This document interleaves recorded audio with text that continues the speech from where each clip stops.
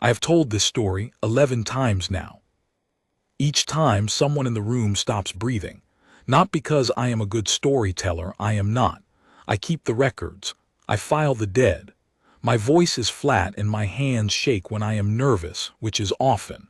But this story does something to people that has nothing to do with how I tell it. It reminds them that the door was never locked. My name is Tave. I was a third-tier scribe in the Bureau of Peripheral Worlds, which is a very long title for a very small person. My job was to write down what the important ones decided and to make sure the words matched the law. I did this for 200 cycles. I was good at it. I was invisible, which is the same thing as being good in a place like the Concord.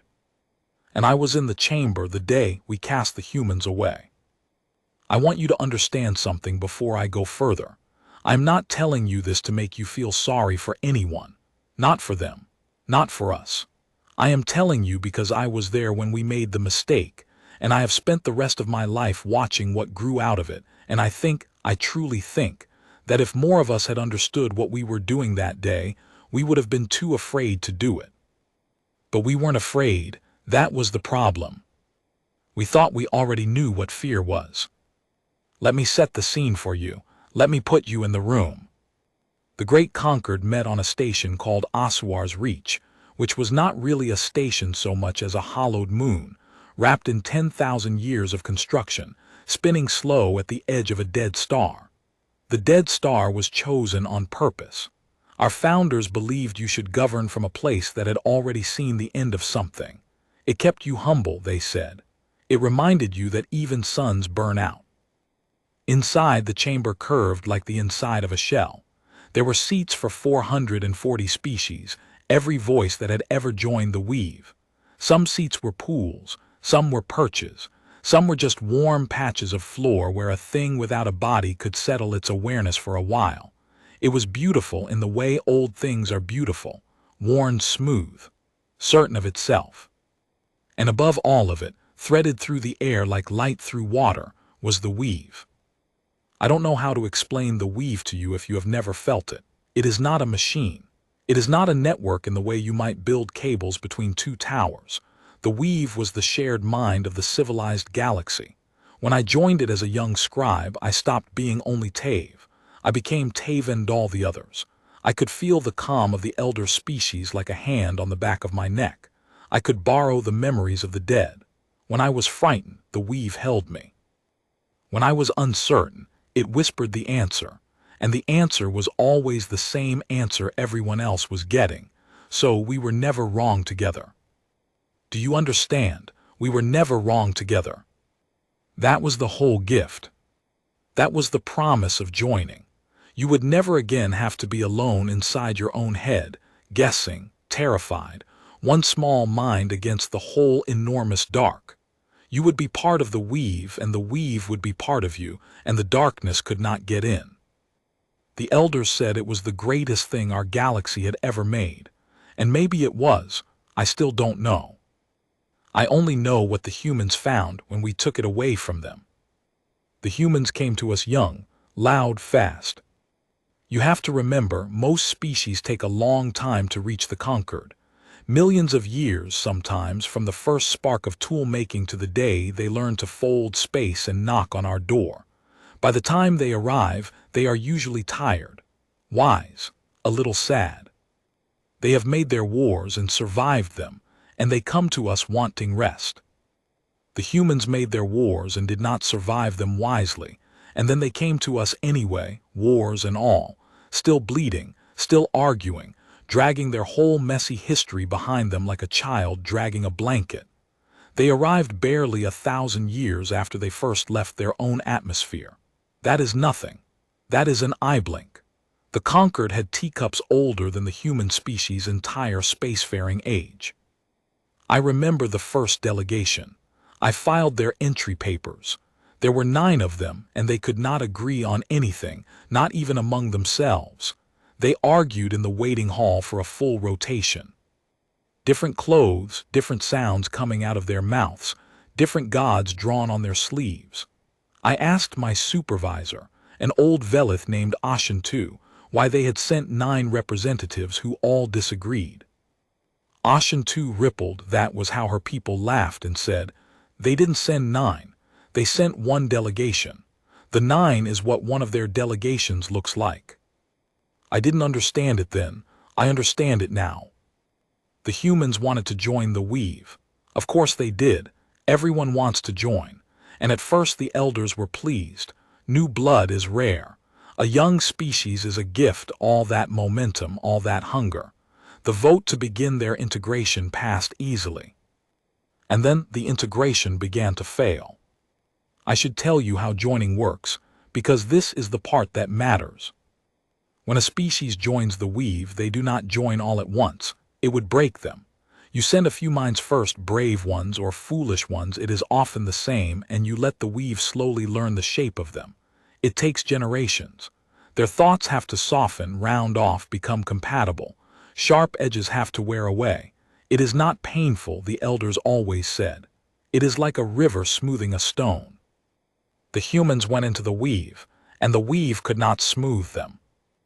I read the reports, all of them. I filed every one. The integration technicians described it with a kind of rising panic that you almost never see in official documents, because official documents are written by people who do not want to be blamed. The human minds would not round off. They would enter the weave, feel the great shared calm, feel the hand of the elders on the backs of their necks, and instead of relaxing into it, they would push back. They would ask questions, not polite questions.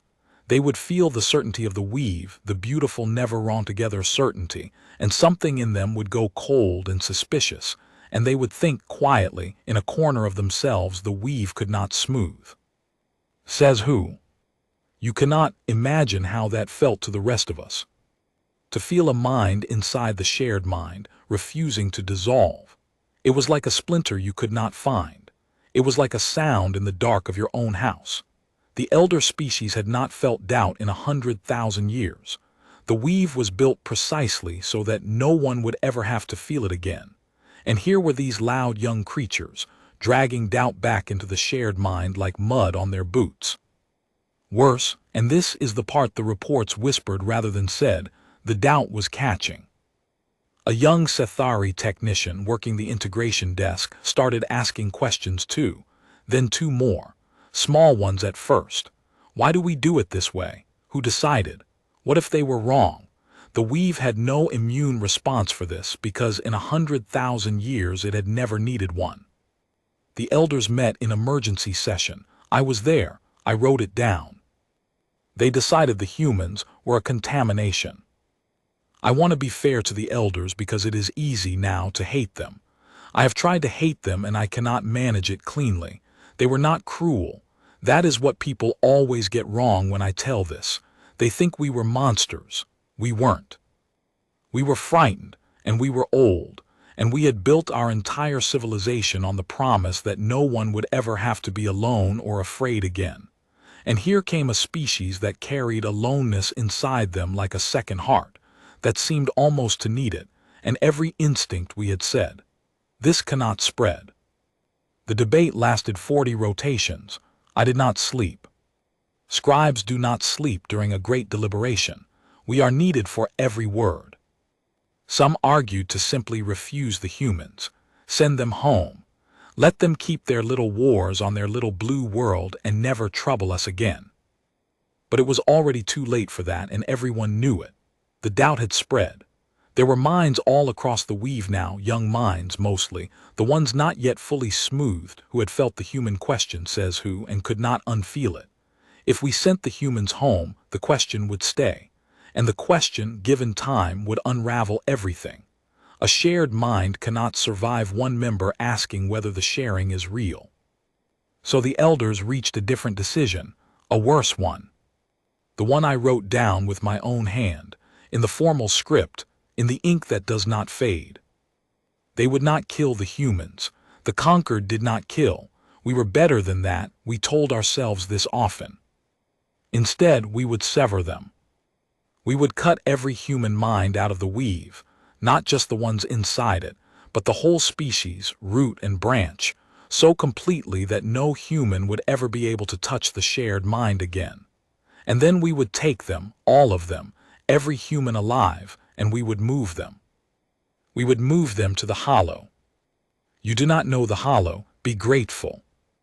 Every star map the conquered ever drew has a region on it that is left blank. Not blank because we hadn't explored it. Blank because we had, once long ago, and we had learned to stop. The hollow is a stretch of the outer dark where ships go silent. Not destroyed, silent. You send a vessel in and its signal thins, and then it is simply gone and it never comes back, and this is the part that made the elders' spines curl. It never comes back on the weave either. When a person dies inside the weave, you feel them go. There is a moment, a soft release, like a note ending. It is sad, but it is clean. The ships that went into the hollow did not give us that. They did not die, they just stopped being reachable. As if they had gone somewhere the weave could not follow. As if there were a place in our own galaxy where the shared mind simply did not reach. And whatever was out there in that unreachable dark had never once, in 10,000 years, chosen to come out and say hello. That was the great fear of the conquered, not death. We had made our peace with death. The weave made death gentle. What we could not bear, what curled our spines and stopped our breath, was the idea of a silence the shared mind could not enter, a dark with something in it, a dark that kept its own counsel. We had spent our whole history building a galaxy where you were never alone. And the hollow was the one place that was nothing but alone. So that is where we sent them. That was the sentence. Not death, we were too civilized for death. We severed the humans from the weave, condemning every one of them to spend the rest of their lives trapped inside the single small prison of their own skull, unheld, unwhispered to, unshared. And then we loaded them onto slow ships and pointed those ships at the one region of the galaxy where even we were too afraid to go. We thought it was mercy in a way. We thought, they are already so alone in there, in those strange separate minds of theirs. Let them go be alone in the one place that will have them. Let the hollow swallow the question and us go back to being certain. We really did think that. I wrote it all down. I met one of them the day before the severing. This is the part I have never put in any official record, because it was not official. It was just me, and it was night. The station kept a false night for the species that needed it, and I could not sleep, and I went walking in the lower rings where the human prisoners were being held. They were not chained. There is no point chaining a mind you are about to cut off from the entire universe. They were simply in rooms, waiting. One of them was at the transparent wall, looking out at the dead star. A female of their kind, I think, though I was never good at telling. Older. Gray coming into the fur on her head, they grow it only there. It is a strange species. She had lines on her face that I later learned they get from a lifetime of moving the face too much. From feeling too much out loud where everyone can see. She noticed me, I froze. Scribes are not supposed to be seen. She did not look angry. That is what undid me. I had prepared myself for anger. I had earned anger. Instead, she looked at me with a kind of tired, terrible kindness, and she said through the translator patch, in that flat, rendered voice that stripped all the music out of her real one, "You're the one who writes it down." I said that I was. "Then write this down too," she said. "Not for your records, for yourself." She turned back to the dead star. "You think you're sending us into the dark to be alone, but we've always been alone, every one of us, all the way down. You people," she gestured at the air, at the weave, at the great warm shared certainty humming through the walls, "you've never spent one single second alone in your whole lives. You don't even know what it is.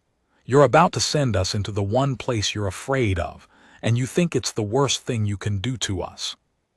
She almost smiled. It did not reach her eyes. "But we grew up there," she said.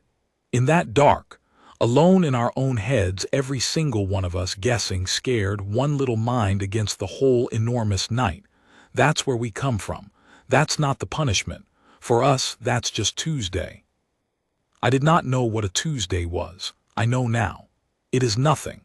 It is just a name they give to an ordinary day. That was the whole point of the joke, and I only understood the joke years later, and when I finally understood it, I had to sit down on the floor of the archive and stay there for a long time. "You're going to sever us and drop us in the hollow," she said, "and you think we'll go mad and die. And maybe we will. Maybe you're right." She pressed one hand flat against the transparent wall. "But maybe, and this is the part I'd write down if I were you, maybe the reason your ships go into the hollow and never come back isn't that something in there kills them." She looked at me one more time. "Maybe it's that something in there teaches them," she said. "And once you've learned it, you can never come home again, because home was built on not knowing." Then she turned away, and she would not speak to me again. And the next day we severed her species from the shared mind of the galaxy, and sent them into the one darkness we were too frightened to enter ourselves. I filed the paperwork. My hand was steady. I had trained a long time for my hand to be steady. It has not been steady since. The severing itself I will describe quickly, because I do not like to remember it. We did it all at once. All of humanity, every mind across their homeworld and their few small colonies. The weave has a way of doing this, of reaching into a species and simply withdrawing, closing the door. It does not hurt the weave. It is like a body deciding to stop feeling a limb. For the humans, we were told it would be gentler. Most of them were not fully in the weave yet, remember, their integration had been failing. So for the great mass of them, the severing was not a limb going numb. It was more like a door they had been about to walk through simply vanishing from the wall. A promise unpromised, a held breath released into nothing. But for the ones who had gone in, the technicians, the delegates, the brave and foolish first ones, the severing was total. One moment they were part of the greatest mind that had ever existed. The next moment they were one small animal in one small skull, and the enormous warm chorus was gone, and there was only their own voice echoing. We expected screaming. Across the weave, in the moment of severing, every joined species braced for the psychic scream of a whole people torn out of the shared mind. It did not come. I have thought about this more than anything else in my life. I have turned it over 10,000 times. There was no scream. There was instead a silence, but not an empty one. It was the silence of a room where everyone has suddenly stopped talking because they've heard a sound outside. The humans, in the instant we cast them out, did not wail. They went quiet, focused, as if, at the exact moment we thought we were destroying them, some old and buried part of them had woken up, stretched, and thought, "Oh, this again, all right then." The elders felt that quiet too. I was in the chamber. I watched the oldest of them, a Vaughn so ancient it had no body left, only a warm patch of awareness on the honored floor. I watched it recoil from that quiet as though it had touched something hot. "That is not the sound of a species dying," the old Vaughn said. Its voice came through the weave to all of us at once, thin and shaking. "That is the sound of a predator holding still." Nobody answered it. We loaded the ships. We pointed them at the hollow. We watched the slow vessels crawl toward the blank place on the map, and one by one their signals thinned and were gone. And the galaxy exhaled and told itself the problem was solved, and went back to being certain. I did not go back to being certain, but I was a third-tier scribe. Nobody asked me. For a long time, a very long time, longer than the humans had even existed as a spacefaring people, nothing happened. That is the part people forget. It was not quick. This is not one of those stories where the villains do a bad thing and the heroes come back the next week for revenge. We cast the humans away, and then we lived our whole lives. I grew old at my desk. Ashen, too, my supervisor, died. I felt her go, that soft note ending in the weave, clean and gentle, the good death we had all been promised. New scribes came. I trained them. I became, without ever meaning to, an old one myself. The doubt faded. That was the terrible relief of it. The elders had been right about one thing at least. With the humans gone, the question says who slowly wore away. The young minds that had caught it were smoothed after all, in time, the way a river will eventually smooth even a stone that fought it. The weave healed. The chorus grew certain again. Within a few generations, the humans were not even a scandal anymore. They were a footnote, a cautionary tale told to integration students. There was once a species that could not be smoothed, and we did the hard, necessary thing, and look, the galaxy is calm again. We were never wrong together. I kept the file, though. The real one. The one with the gray-furred woman's words in it. The one she told me to write down for myself. I kept it in the deep archive where nobody goes, and every few cycles I would take it out and read it and feel foolish and put it back. Maybe the reason your ships never come back isn't that something kills them. Maybe it's that something teaches them, and once you've learned it, you can never come home. I told myself she was just a frightened creature saying frightened things. I told myself that right up until the night the hollow answered. It was an ordinary rotation. I remember what I was doing.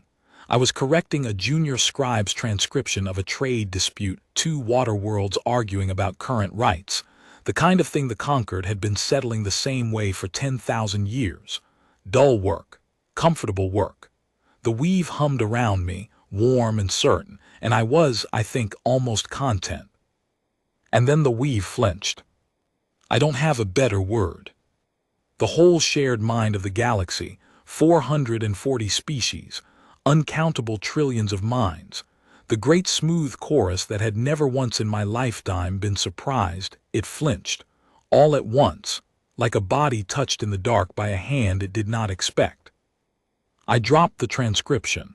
Every scribe in the archive went still. Across the station, across the galaxy, everyone felt it at the same instant, because that is what the weave is. We all feel everything at the same instant. That is the gift. That is also, it turns out, the weakness, but I am getting ahead. Something had appeared at the edge of the hollow. Not a fleet, not at first, one ship. One single ship, crawling out of the blank place on the map, out of the silence we were all too afraid to enter, and it was broadcasting. That was the first wrong thing. Ships that went into the hollow went silent. Nothing had ever come out of the hollow, and certainly nothing had ever come out of it talking. But this one was talking. A signal, thin and steady, aimed straight at Asuar's reach, at the heart of the conquered, at us.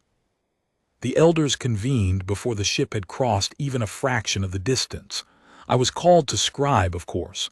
I was the oldest scribe alive by then. It was my honor and my duty. I took my place. My hands, I noticed, were steady. I did not know why. I would understand later. Some part of me had been waiting for this my whole life. And the part of you that has been waiting a long time is very calm when the thing finally comes. The signal resolved. The elders played it into the weave so we could all feel it together. It was a human voice. Not the flat rendered translator voice I remembered. A real one full of the music their voices had, the rising and falling, the thing that made every human sentence sound like it was half a song and half a warning. The translator ran underneath it, giving us the meaning. But the elders had made a mistake, letting us feel the real voice too, because the meaning was one thing. The sound was another. And the sound was the sound of something that was not afraid of us at all.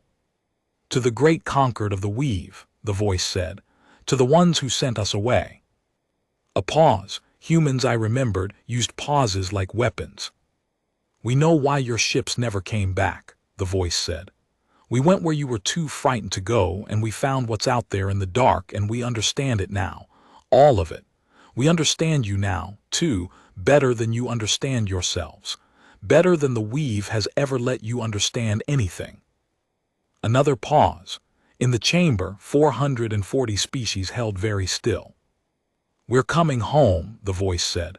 Not to take anything from you. We don't need to. We're coming to tell you something. One thing. And we already know that once we say it, nothing in your galaxy will ever be certain again. The signal thinned.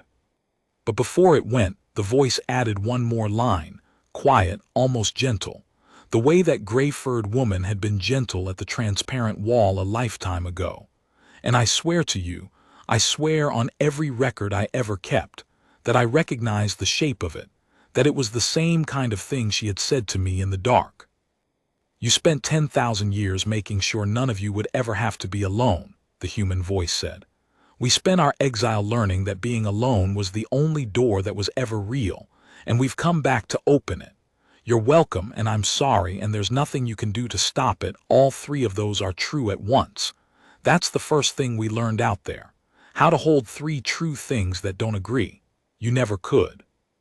That's how we knew you'd cast us out. And that's how we know you can't keep us away.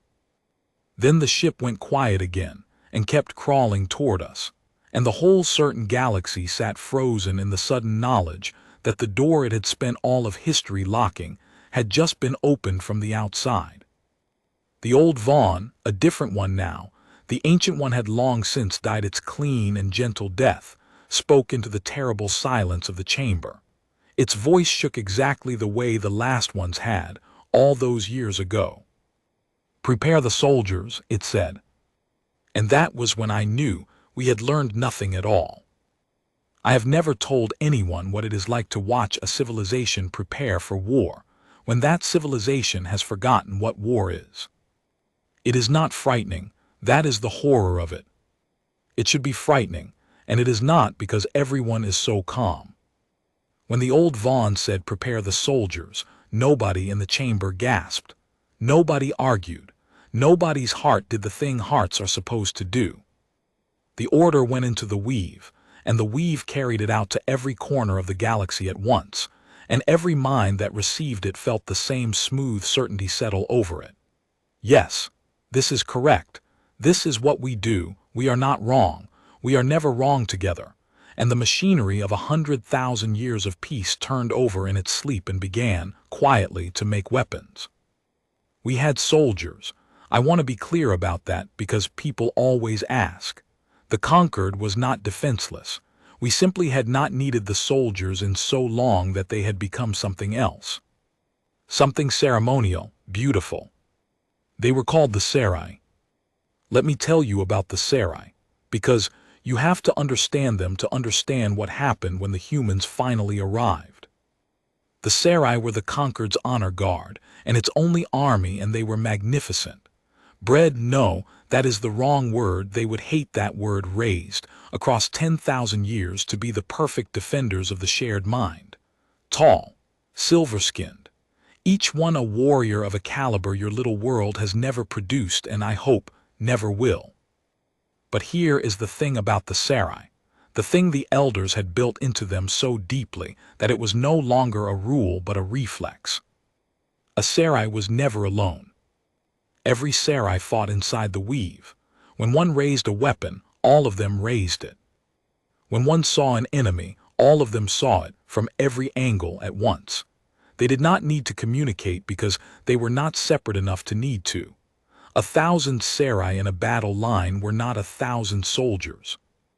They were one soldier, wearing 1,000 bodies, seeing through 2,000 eyes, and it could not be flanked, and it could not be surprised, and it could not be afraid, because fear is a thing that happens to a mind that is alone with a threat, and no Sarai had ever, in the whole history of their kind, been alone.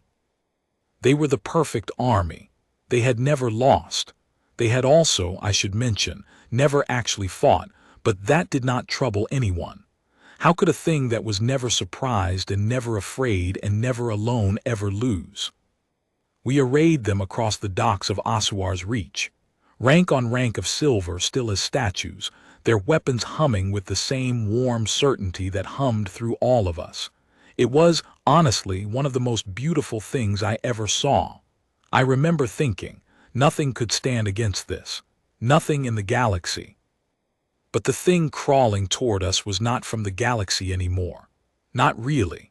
It had gone into the hollow and come back, and I was the only one, I think, who remembered that the woman had warned me. Once you've learned it, you can never come home, because home was built on not knowing. The humans were not coming home. The humans no longer had won. That, it turned out, was exactly what made them impossible to stop. The ship docked. I expected a warfleet behind it. There was none. Just the one vessel, old, patched, ugly in the way human things were always ugly, all function and no grace. It settled into the dock, and the Sarai closed around it in a perfect silver ring. 1,000 weapons trained on one small door, and the whole weave held its breath as one breath. The door opened. 7 humans walked out. 7. Against 1,000 Sarai, against the whole assembled certainty of the conquered, against a galaxy. 7. They did not walk out like conquerors. They walked out like, I have searched for the word for many cycles, like workers, like people who had a job to do and had done harder ones. They were dressed plainly. They carried no visible weapons, and they were young. That was the thing that broke something in me, standing at my scribe's post above the docks. They were young. The humans we had exiled were long dead. We had sent them away a lifetime ago, more than a lifetime, and humans are short-lived things. These were their children's children. They had never seen the weave. They had never felt the great warm chorus. They had been born in the hollow, in the dark, in the silence we were all too frightened to enter. And they had grown up there. And here they were, walking out into the light of the shared mind for the first time in their lives, into a ring of 1,000 perfect soldiers, and they were not afraid. One of them stepped forward, a young male, I think. He looked up at the ranks of the conquered, at the elders, at the Sarai, at all of us, and he smiled. Not a threat, something worse, something like recognition. "Hello," he said, "you're smaller than the stories." The lead Sarai spoke. It did not speak alone. No Sarai ever did. Its voice came layered with 1,000 others, all saying the same words at the same instant, the terrible unified voice of a thing that has never once disagreed with itself. "You will surrender the knowledge you carry," the Sarai said, "and submit to the judgment of the conquered. You are 7. We are the weave. You cannot win." The young human tilted his head. It is a human gesture. It means, you have said something interesting and slightly stupid, and I am deciding how kind to be about it. "We didn't come to win," he said.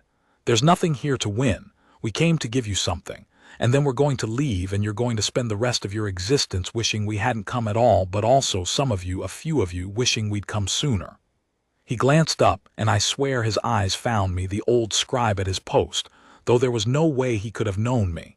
3 true things that don't agree. Remember. And then he did something that no one in the history of the weave had ever done. He attacked. I need to tell this part carefully because it happened very fast, and because it is the part that changed everything, and because if I tell it wrong you will not understand why it terrified the galaxy. You will think it was about violence, and it was not about violence at all.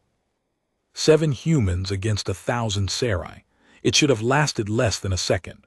The Sarai were one mind in 1,000 bodies. They saw from every angle. They could not be flanked, could not be surprised, moved as one perfect unstoppable. The humans split up. That was all. That was the whole terrible trick. The 7 humans, at the instant the young one moved, scattered, each one going a different direction, each one doing a different thing. No 2 of them coordinated, no 2 of them agreeing. 7 separate small minds, each making 7 separate decisions that not even the humans beside them could predict. And the Sarai, the perfect army, the one mind in 1,000 bodies, could not follow. Do you understand? They could not follow. The Sarai had never in their existence encountered a thing that did not share. Their whole way of fighting, of seeing, of being, assumed that any mind on the battlefield was knowable, was readable, was, at the deepest level, the same as them. When they looked at an enemy, they expected to feel the shape of its intention the way they felt each other's. It was how they had won every war they never had to fight. But there was nothing to feel. The humans were closed, sealed. 7 locked rooms with 7 separate storms inside them, and the Sarai reached out with the reflex of 10,000 years to know their enemy's mind and touched silence. The hollow's silence. The silence we were all too afraid of. The humans had not brought weapons. They had brought the one thing the conquered had spent its whole history making sure no one would ever have to face. They had brought aloneness, and they had weaponized it. A sarai turned to track the human on its left, and in that instant a human on its right did something the weave had not predicted, could not predict, because it came from a mind the weave could not read. And the sarai, for the first time in the history of its kind, was surprised. I felt it. We all felt it. The whole weave felt one sarai, one silver perfect soldier, experience surprise, and then, half an instant later, experience the thing that comes after surprise when you are not used to it, the thing the sarai had been built to never feel. Fear. And because the sarai were one mind, the fear did not stay in one of them. It went into all of them. I have relived that moment more times than I can count, and I still cannot fully describe it, but I will try. The weave was built so that no one would ever be alone or afraid. It did this by making everyone share everything. And for 100,000 years that had been our great strength. Because when one of us was frightened, the calm of all the others flowed in and steadied him, and the fear dissolved in the great shared certainty, and we were never wrong and never afraid together. But we had never tested what happened when the fear was bigger than the calm. One sarai felt fear. That fear flowed instantly into all 1,000 sarai because they shared. But there was no calm to meet it, because all of them were feeling it now, at once, the same instant, the way they felt everything at once. There was no steady mind left to steady the others. The thing that had always saved us, that we all felt everything together, meant that the fear of one became the fear of 1,000 in less than a heartbeat, with nothing left over to push back. And it did not stop at the sarai. The sarai were in the weave. The weave was all of us. And the fear pure, animal, undiluted, the fear of a mind that has just discovered it can be alone with a threat and did not know such a thing was possible, that fear poured out of the 1,000 sarai and into the shared mind of the entire galaxy. 440 species, uncountable trillions, all of us feeling it at the same instant, with no one, anywhere, left uncontaminated enough to be the calm. The whole galaxy felt fear at once, for the first time in 100,000 years, and there was no one left outside the fear to save us from it. The sarai broke, not their bodies, their line. The perfect unbreakable army simply came apart, each silver soldier suddenly, horrifyingly aware that it was one mind in one body after all, that the 1,000 others could not help it, that the thing it had trusted its whole life was the very thing now flooding it with terror it could not survive. They did not die. The humans killed no one. That is the part I need you to hear. Not one sarai fell. The humans simply walked through them. 7 separate people, each alone, each unafraid because they had been born alone, and unafraid was just Tuesday to them. And the perfect army of the conquered stood frozen and shaking and weeping in its own shared terror and let them pass. The young human walked up the long stair to the chamber of the elders. He was not even breathing hard. And behind him the galaxy shook. He stood before the conquered, before the elders, before the old Vaughn, whose warm patch of awareness on the honored floor was rippling now with a fear it had not felt in the entire long span of its ancient life.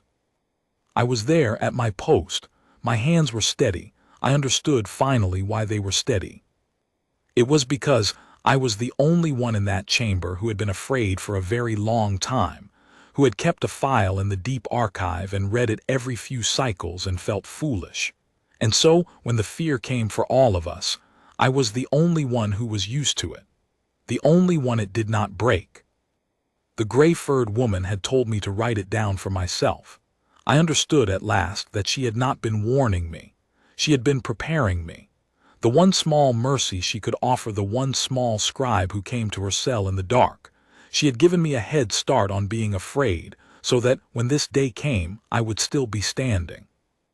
The young human looked around the chamber, at the frozen elders, at the shaking Vaughn, and then again up at me. and this time I knew it was not my imagination. He knew me. Somehow, across a lifetime in a hollow and the whole unbridgeable dark, he knew me. She told me about you, he said, quietly. Just to me, though the whole chamber heard, because the whole chamber heard everything. The one who writes it down, she wrote it down too, you know, for us. Passed it hand to hand for 4 generations in the dark.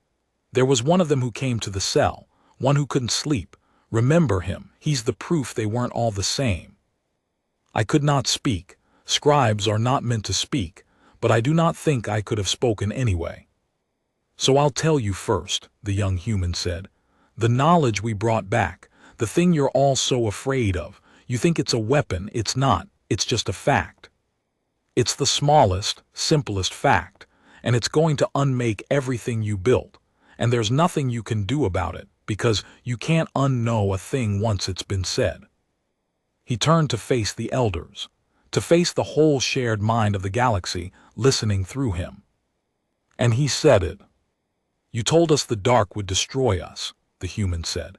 You told us that to be alone, cut off, unshared, one small mind against the whole enormous night, was the worst thing that could happen to a living thing. You built your entire galaxy on making sure it would never happen to any of you. You cast us out precisely because we carried aloneness inside us, and you were afraid it would spread.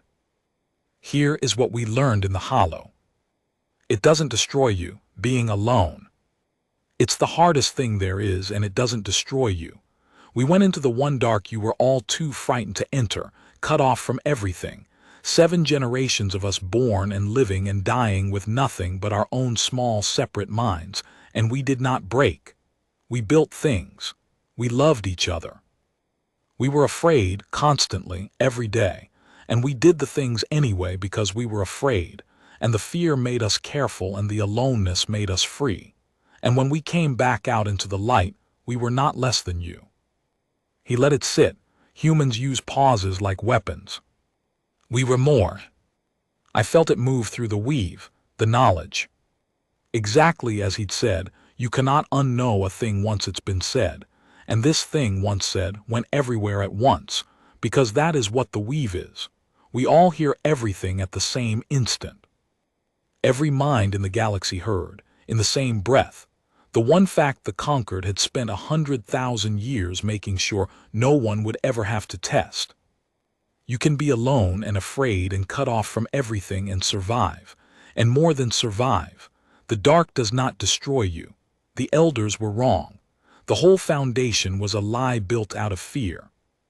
And once every mind knew that, once every mind knew that the shared certainty was not a gift but a cage, a thing built by frightened elders who could not bear to test whether they were strong enough to stand alone, then the question came back. The old human question. The one we had smoothed away a lifetime ago. It came back into the shared mind of the galaxy all at once, in trillions of minds at the same instant, and this time there was no smoothing it, because this time it was true. Says who? Who decided we could never be alone, who decided the dark would destroy us, who tested it. No one, they were afraid, that's all. The whole galaxy, the whole weave, 10,000 years of certainty. All of it built on nothing but the fear of the dark, by people who never once dared to find out if the fear was real. The weave did not shatter. That is the thing people expect, and it is wrong. It did not explode or collapse. It did something quieter and far more terrible. It began to loosen. All across the galaxy, minds that had never in their lives been alone felt, for the first time, the loosening of the thing that held them, and felt, underneath their terror, something they had no word for, because their kind had unlearned the word 100,000 years ago. They felt the first, faint, forbidden pull of wanting to let go. The young human turned to leave. He had done what he came to do. There was no fleet, no conquest, no throne. He had simply said one true thing in a place where everyone would hear it at once, and that was enough. Because a shared mind cannot keep a secret from itself and cannot unknow the truth. You're not going to fall apart today, he said at the door, not unkindly. Maybe not for a long time. Some of you will want to stay in the weave, and that's all right now that you know you could leave. Staying means something it never meant before. That's the difference. We didn't come to break your cage. We came to unlock it. What you do with an unlocked door is up to you. That's the whole point. That was always the whole point. He looked back at me one last time. She said to tell you thank you, he said, for not being able to sleep. And then the 7 of them walked back down the long stair, through the ranks of the Sarai who parted for them, now not in terror but in something else, something dawning, something almost like longing, and they boarded their ugly patched ship and they left, back toward the hollow, back into the dark they had made their home. Nobody stopped them. Nobody wanted to by then, and that wanting not to was itself the proof that everything had already changed. I am very old now. I still keep the records. Fewer of us do. That is one of the changes. Some species have left the weave entirely. They live alone now in their own small separate minds, afraid and free, and when I speak to them they have a look the old ones never had, a kind of terrible aliveness, the look of a thing that knows it could stop existing and has decided to exist anyway on purpose every single day. It is the human look. They caught it. It spread exactly as the elders feared. They were right about that in the end. They were only wrong about whether it was a disease. Others stayed in the weave, but it is different now. The certainty is gone. When the shared mind decides something now, there is always a small voice somewhere asking says who, and we have learned slowly, painfully, to let the voice speak instead of smoothing it away. We are wrong sometimes now, together and separately. It is harder. It is so much harder, I would not go back. The hollow is not on the maps as a blank space anymore. We drew it in. There are humans there, and others now too, the ones who left the weave and wanted somewhere to learn how to be alone, and went to the only people who knew how to teach it. The dark we were all too frightened to enter has become the one place in the galaxy where you go to learn the thing that everything else depends on. How to hold 3 true things that don't agree. How to be afraid and do it anyway. How to be one small mind against the whole enormous night, and not break, and even on the good days sing. I never learned the gray-furred woman's name. I have looked. The records of the exile were kept by me, and even I did not write it down, because on the day I met her she was only a prisoner, and prisoners did not get names in the ledger, only numbers. That is my one great regret. Of all the words I have kept in all the cycles of my long life, the ones I most wish I had kept are the ones I did not think mattered. The name of the one person who told me the truth before anyone else was ready to hear it. So I will end the way she told me to, not for the records, for myself, and now I suppose for you. She said the dark was the only door that was ever real. She said we had spent our whole history making sure no one would have to walk through it, and calling that mercy. She said her people had grown up on the other side of that door, alone in their own small heads, and that it was not the punishment we thought it was, that it was, in fact, the only place a mind ever truly becomes its own. I did not believe her. I filed the paperwork. My hand was steady. It took me a lifetime, and a returning ship, and the loosening of everything I ever trusted, to understand that she had not been afraid of the dark at all. We were. And the moment we stopped, the exact moment the whole certain galaxy finally dared to stand alone in the night and found out it could survive, that was the moment we stopped being their jailers and became at last their children.